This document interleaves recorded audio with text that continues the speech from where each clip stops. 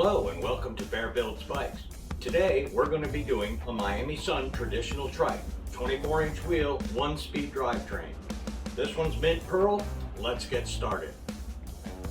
The tools we will use to do this assembly are assembler's grease, a 13, 14, 15, 17, and 22 millimeter wrench, a pair of side cutters, a 4, 5, and 6 millimeter three-way wrench, a sharp utility knife, a 15 millimeter pedal wrench, a Phillips head screwdriver, a 3/8 ratchet with a 14, 15, and 17 millimeter deep socket.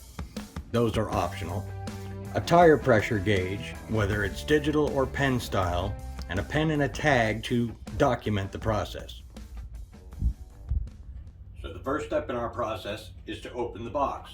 We're going to use our sharp razor knife and be very careful to stay at the edge of the box, not anywhere in here where we might hit a tire or a seat or something that we could damage. So we will start on the side, cut right down the edge, the whole length of the box, nice and careful, and the other side.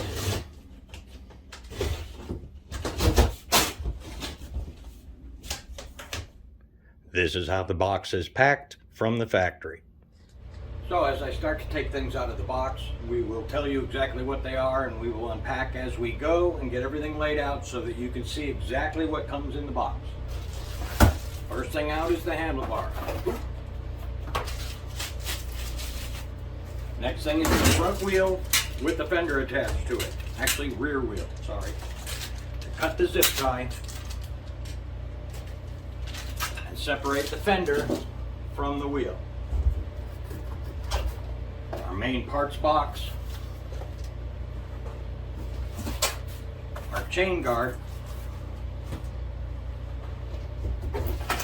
the other rear wheel, the front wheel, the main frame, the sissy bar for the seat,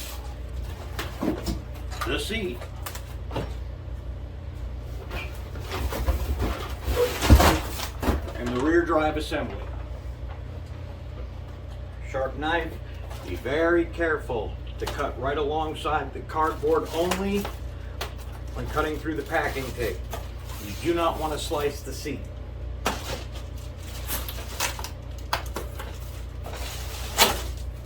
Cardboard into the box. Seat out. I'm going to set that aside. We have our chain guard.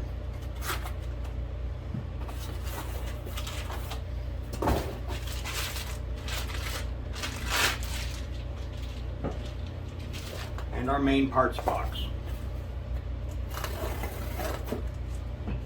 So as you can see, we've moved things around so you have a better view as things come out of the box. We have our literature, the owner's manual, and some of the maintenance that you should keep on your bike. We have the bag of reflectors. We have the grips. We have the pedals. We have all the frame bolts and necessary binders. We have a brake cable. We have the front reflector bracket. We have the freewheel. We have the freewheel body. We have the stem. We have the seat post. We have the chain. We have the basket mounting brackets. We have the brake lever. We have a little touch-up paint. And we have the stem cap. All right, so all our parts have come out of the box. Our chain, our master link, our sissy bar, our handlebars, our grips, our rear reflector, front reflector bracket and reflector, wheel reflectors, pedals, stem cap, handbrake and cable, freewheel and freewheel body, holding nuts, axle key, seat post, basket brackets, basket screws, nuts and bolts, frame bolts, washers, and frame nuts. not to mention our brake noodle. Now let's get this thing assembled.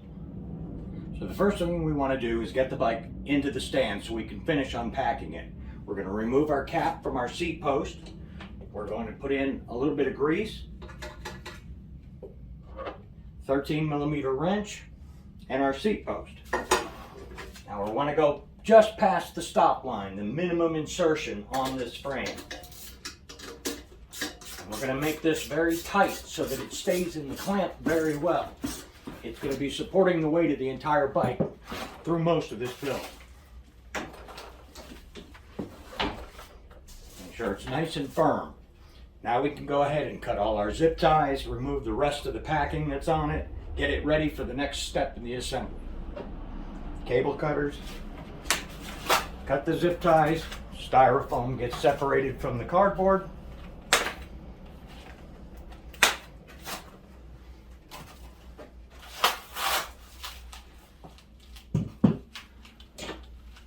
Be very careful when using a knife around the paint so you don't scratch anything.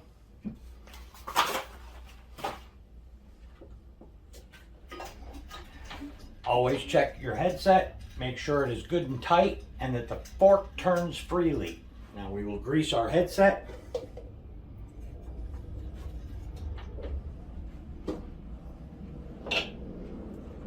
And insert our stem.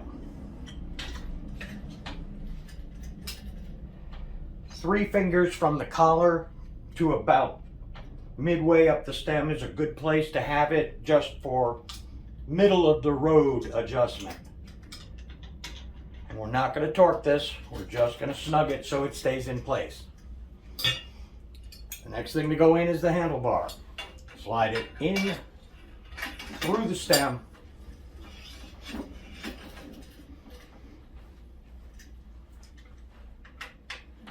It's a 6mm bolt.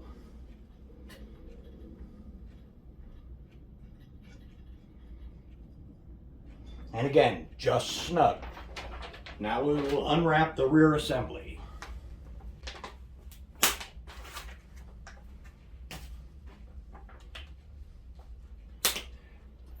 With the 4 bolt holes at the top of the assembly, these will go into the slots on the back of the bike. Slide your grooves into the holders. It should stay in place so you can grab the frame bolts and start to insert them. Now for this part, we're going to use the 2 longer frame bolts to go through from the inside to the first set of holes, from the inside out in the front holes of the frame.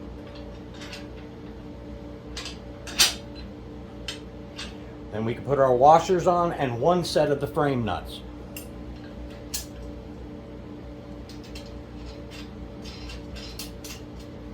Just go hand tight for now.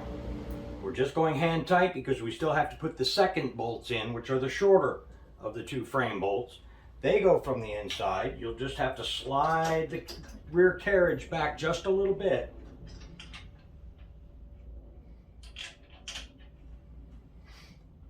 More washers. 2 other frame bolts.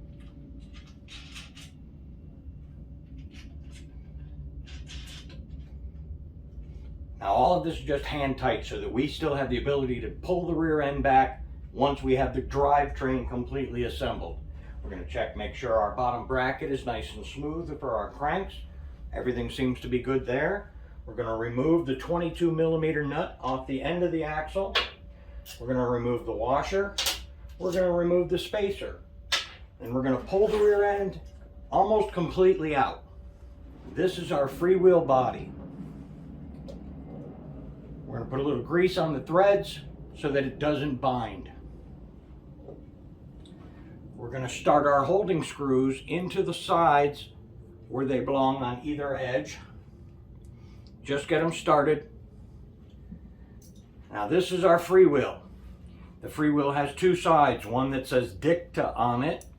The other has more of a beveled edge around the inside. We're going to put a little grease right along that beveled edge. This is the side that starts onto the freewheel body. You're going to very gently start those threads. When you feel that they have successfully mated, you can spin this thing all the way in. Now, when you're holding this freewheel body, if you can spin it backwards, you know that backwards is the way you would be pedaling if you weren't trying to go forward. Pulling it this way means it's going forward. So this will go onto the axle, slide the axle all the way back through. Then you need your key. The key fits in the slot in the axle and then goes into the gap in the side of the freewheel body. That's what engages the axle to turn when you turn the chain. You're going to take your finished freewheel assembly with the body facing the left side, the main gear on the right side, and slide it onto the end of the axle. Push the axle through the frame until it stops. There is a slot in the top of this axle here that this axle key fits into. There is also a slot in the freewheel body that the key can slide right into. This Allen on the top will actually hold everything together, but don't set anything in stone because there are still adjustments to be made. Now the next step is to put on the chain.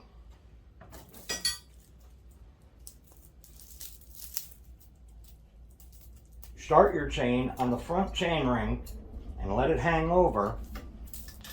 Tuck through the frame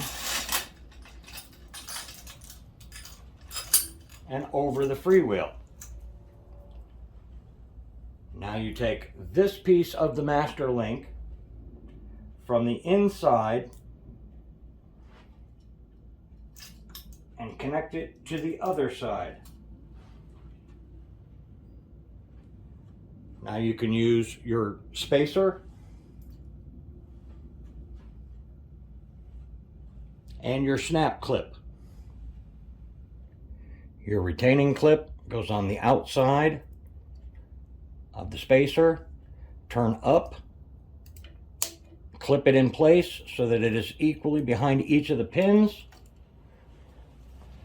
Now once your chain is installed, you can simply pull back on the rear assembly to tension your chain. Then tighten down on your 17mm frame bolts,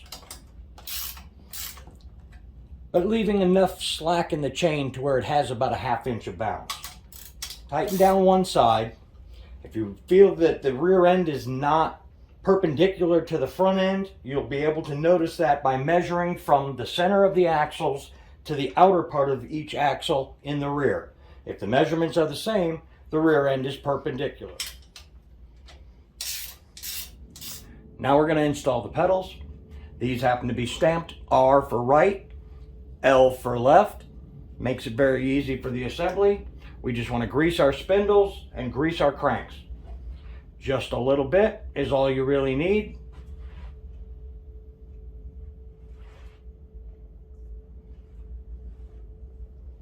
To keep the pedals from rusting. Clockwise motion. When you reach through the bike, it's a clockwise motion again. Just get them started. Then use your pedal wrench and pedal backwards. Same on the other side. Once they hit bottom, grab from the inside pedal and push down. Go backwards, do it again. That'll properly seat the pedals and you won't have to worry about them coming off. Next we'll install the chain guard, but before we can start that, we have to line up the hole in the crank with the screw that holds the chain guard on, because that's how it got shipped here. Then we remove the secondary.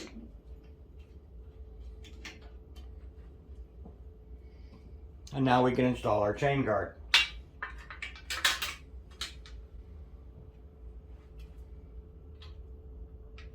Just get that screw started. Hopefully you have a magnetic tip screwdriver for this. You want the chain guard to be in front of the mount that is welded onto the bottom bracket casing. Line up the holes.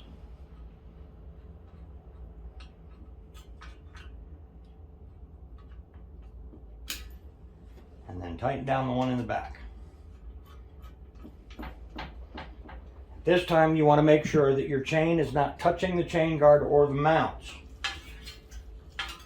You can hear the pedal hitting here. You can give it a little bend.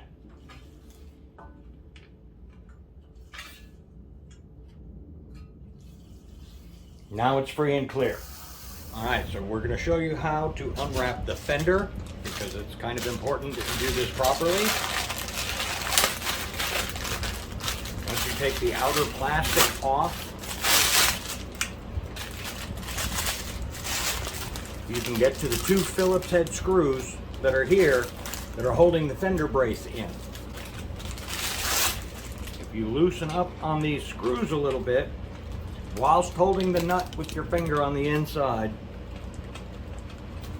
so you'll be able to get the plastic out from under it. Because at the factory,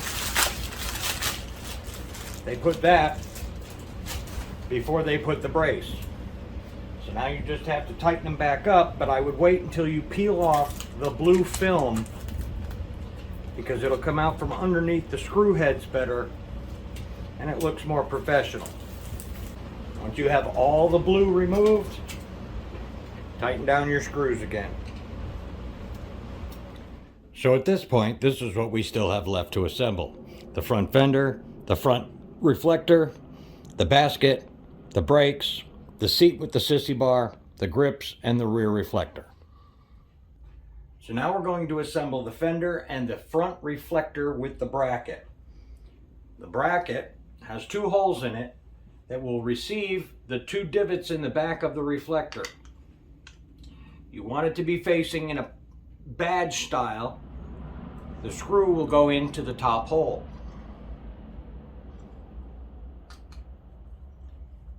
Phillips head screwdriver, put it all the way in. Now the bolt goes through the fork from the front and out the back. The reflector bracket is going to go onto that, and then the fender goes through from the back and hooks onto the same bolt. Now you're going to use a washer and the last nut, and just do this to where it's hand tight.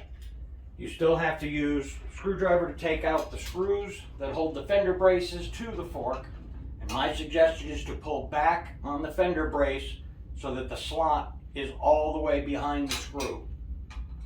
It'll give you more clearance for the front wheel. You can turn this around and do the other side. This is one of the reasons I do this before I put the brakes on, so that the fork will actually spin all the way around. These bolts you're going to want to get relatively tight. So you can use a screwdriver to hold the screw in the front by getting right alongside the reflector, and then use the 10mm on the back to tighten it down so that everything is good and snug. Next, we're going to work on the front brake. Now, the way the brakes come pre-assembled, they're facing the wrong way. You can see the arc in the brake pad, that's the top. So you're going to have to loosen it up and turn it to mimic where the rim is going to be. And you'll have to do this on both sides.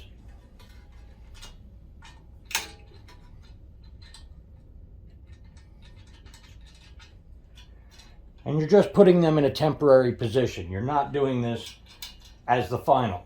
You still have to put the front wheel in and figure out where the pads will line up with the rim. Before we assemble or put the wheel on the bike, we're going to make sure that it's inflated. On this one, it tells us between 40 and 65 PSI. We're going to put it at about 50 for safety's sake.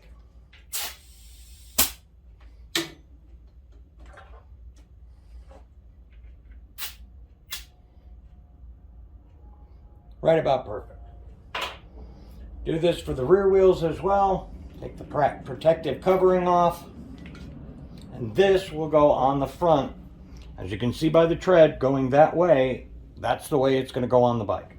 So the reason we inflate the tire before we put it in is because the rim will actually expand as the tire reaches pressure. That can throw off your brake adjustment if you're doing this without the tire inflated first. 15mm axle nuts. They do have lawyer tabs, which are the little washers with the little thing on there that sticks into the side of the frame. So in case the nut comes off or gets loose, the wheel won't fall off.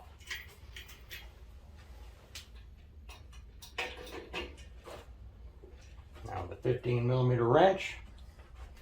Make sure your tire is completely straight in the fork. You should be able to see the same amount of light between the edges of the fork and the rim. Don't use the fender as a guide because your fender may not be 100% straight. And any adjustments you need to make, you can loosen one side and push the wheel over, vice versa, get it straight in the frame. Otherwise you'll never get the brakes. So you see how off they are? The wheel's got to go that way. Push it over in the frame with your fingers and tighten down the bolts. The brake pad itself has a swivel system that allows the pad to turn in and out for towing, move up and down the slot. You can tilt the angle. What you're essentially wanting to do is to be able to push the whole thing against the rim. Your finger should slide underneath without having, the rim should actually retreat up until the brake pad. Tighten it down, then you can do the other side.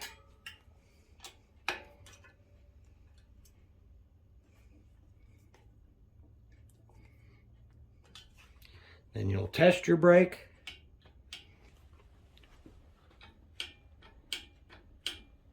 Spin the wheel.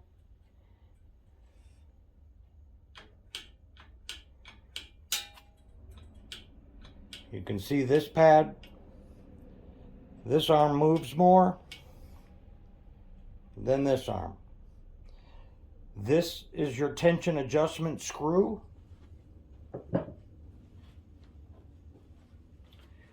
We're going to increase pressure by turning in on the screw to bring that brake arm back out.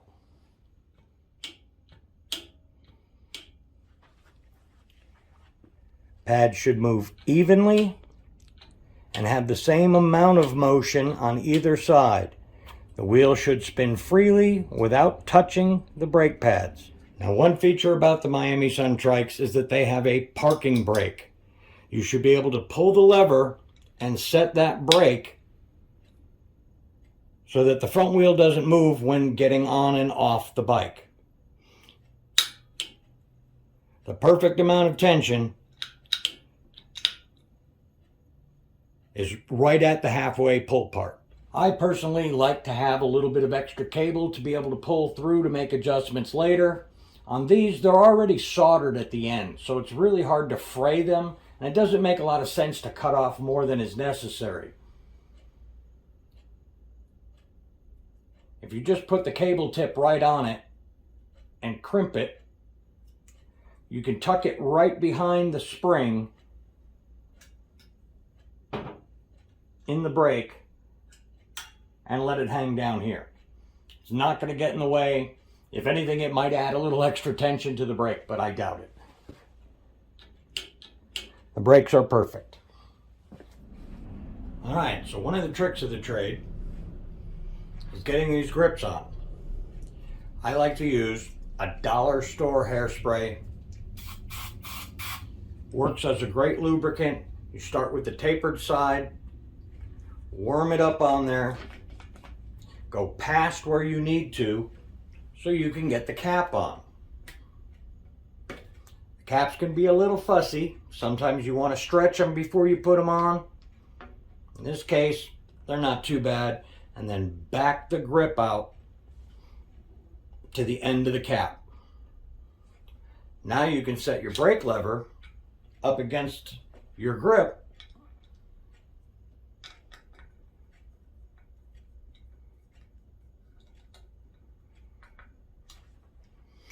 and check that it's in a comfortable position. And tighten it down. You can do the same thing with the other side. Just a touch of hairspray.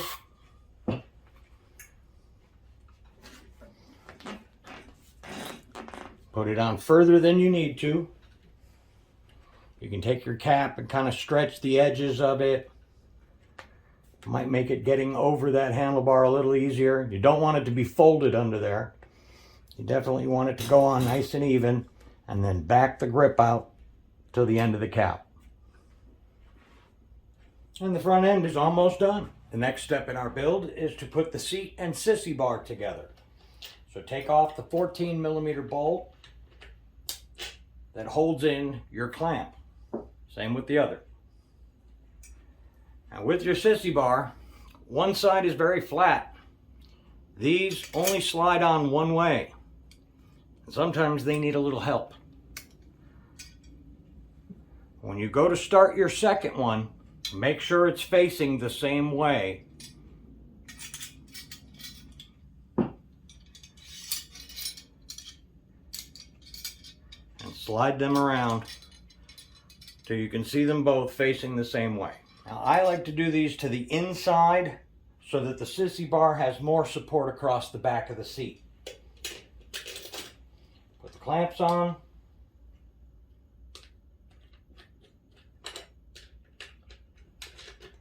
Put your bolts on. 14mm on a ratchet, deep set socket makes much shorter work of the whole process. Now there is an even amount of space between where these bolts are.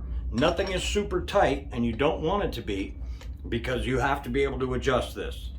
Now from the factory, they like to put these clamps behind the assembly. When you have a bigger rider, someone taller, you're going to want to flip this over to where it's facing the front. And your washer, and then your 13. For now, we're going to hook the sissy bar onto the bottom. And those last two frame bolts that we had are going to hold this in place. We're not going to adjust this until we get it down on the ground, because the seat post has to go a considerable amount down. So these will just stay tight for now. This is fully seated onto the seat post, but we're not going to tighten anything till it's down. The next step in this equation, getting the rear basket on it. This is the only thing that doesn't come in the box with the bicycle. It does have a plate mounted on it. The reflector itself fits through the holes.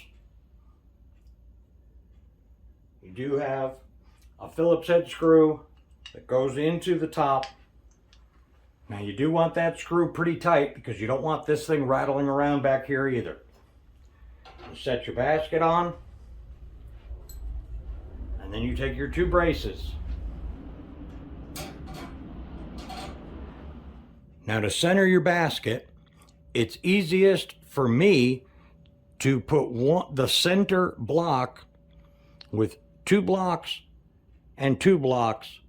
That line and that line should stay against the sissy bar. Usually it's 1, 2, 3, 4 holes, 1, 2, 3, 4 holes. That's centered. This basket will move away just a little bit to line up the holes.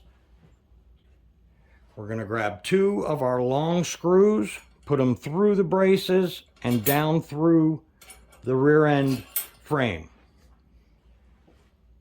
We'll do the same thing with the ones in the front. And then we will center the basket so that the braces are in the middle of the rails. Next, we'll put a lock washer and a holding nut. Just finger tight. You can actually stack them like this. Might make it a little easier for you to insert. And again, just finger tight. Do the same for the front too. Going in for the fronts.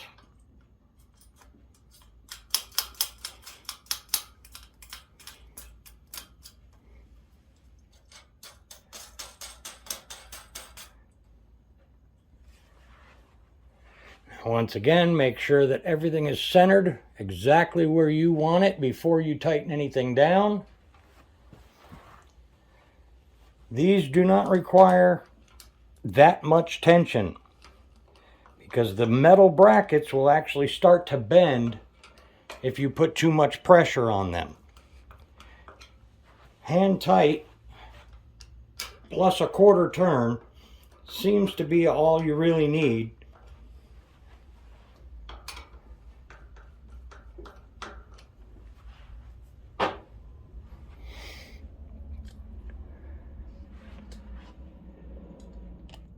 And our basket is installed. All right, we're in the home stretch. We're going to take off the nut and the washer. The pattern of the tire puts it in a forward direction. We're going to slide this on and mate it with the pins till it locks. Put the washer back on and put the holding nut back on. Now this is a 22 millimeter nut. You don't want to over torque it. You just want to get it to where it's snug. It's a Nylox nut, so it should hold itself on once it's locked down. But you do want just a little bit of play. Not so much on the drive side, but the other side tensions the entire axle. So that's the part that's most critical for tension.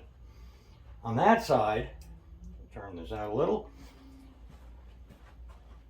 We're going to put the spacer back on. Then we're going to put the wheel with the tread pointing towards the front.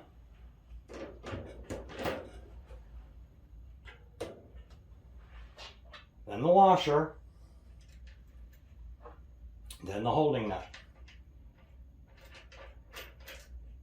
Now, one of the neat tricks about this, because this is the drive side, all you have to do is hold this nut in place and you can turn this wheel to actually tension the nut on the outside because it's spinning the axle all the way through.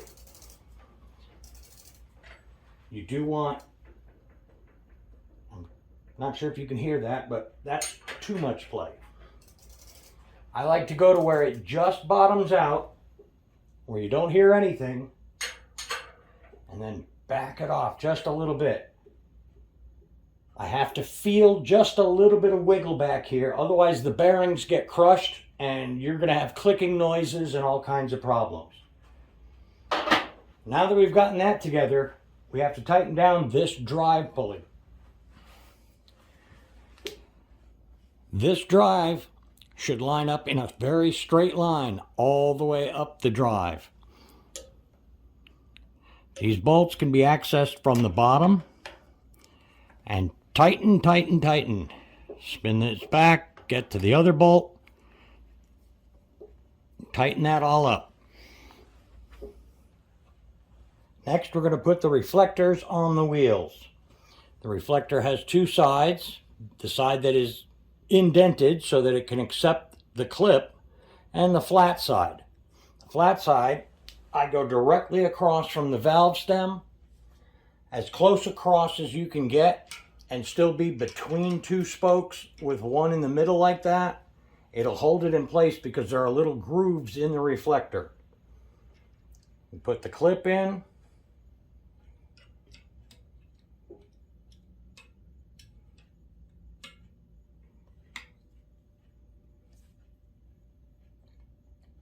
With a flathead screwdriver.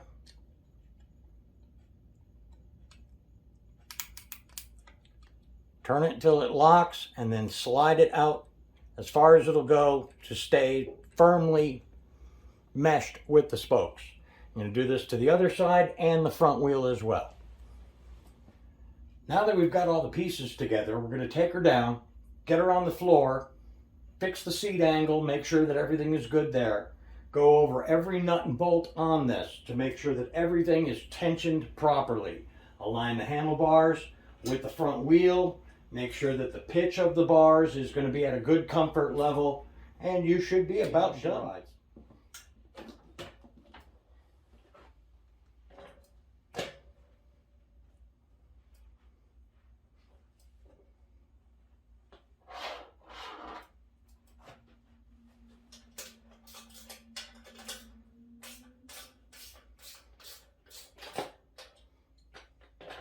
All right, so now that she's fully assembled, completely gone over, top to bottom, every bolt has been redone, made sure that it's torqued properly, nothing is going to come loose, everything is in alignment, the brakes are perfect, the drivetrain doesn't drag at all, everything on this bike is good. Hopefully you learned a little something about how to assemble one of these.